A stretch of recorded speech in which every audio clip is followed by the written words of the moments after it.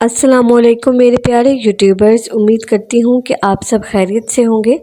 اپنی خیریت کا پتہ میرے کمنٹ سیکشن میں ضرور دیجیے گا، مجھے انتظار ہوتا ہے آپ کی کمنٹس کا، آپ کی سبسکرپشن کا۔ کائنڈلی میرے چینل کو جو ہے سبسکرائب ضرور کر دیں، بیل آئیکن کو پریس کر دیں تاکہ میرے آنے والی ہر ویڈیو سے آپ اپڈیٹ رہیں، اور اپنی کمنٹس کا اپنی کوئی بھی رائے آپ دینا چاہتے ہوں، کوئی بھی بات آپ کہنا چاہتے ہوں، کمنٹ سیکشن میں ضرور کہیے گا، مجھے انتظار رہے گا آپ کی کمنٹس کا۔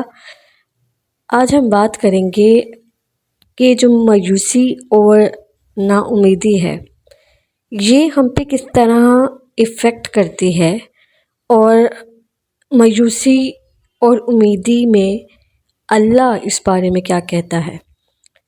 پہلی بات تو یہ کہ مایوسی اور امید وہ آپ میں ہے، آپ کے اپنی ذات میں، کیونکہ اللہ کہتا ہے کہ اللہ تمہارے حالات تب تک نہیں بدلتا جب تک تم وہ نہیں بدلتے جو تمہارے اندر پوشیدہ ہے۔ تو جب تک تم ان چیزوں پر خوش رہنا نہیں سیکھو گے جو تمہارے پاس ہے تو اللہ تمہیں وہ کیسے دے گا جو تم مانگتے ہو۔ یقین رکھنے والے یقین رکھتے ہیں، اور راستے بنانے والا راستے بنا دیتا ہے۔ تو پھر یہ تم کن اندیشوں میں پڑے ہو؟ منصوبے بھی وہ بناتا ہے اور راستے بھی وہی نکالتا ہے۔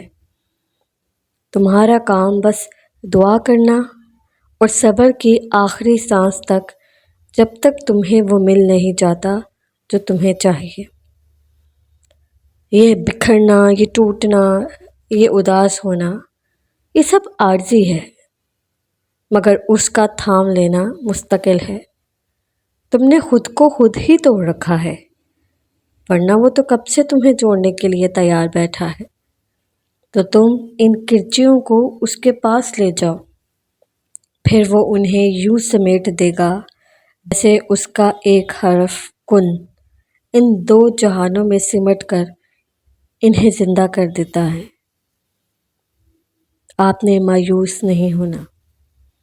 اپنی دعاؤں میں مجھے ضرور یاد رکھیں۔ اللہ حافظ۔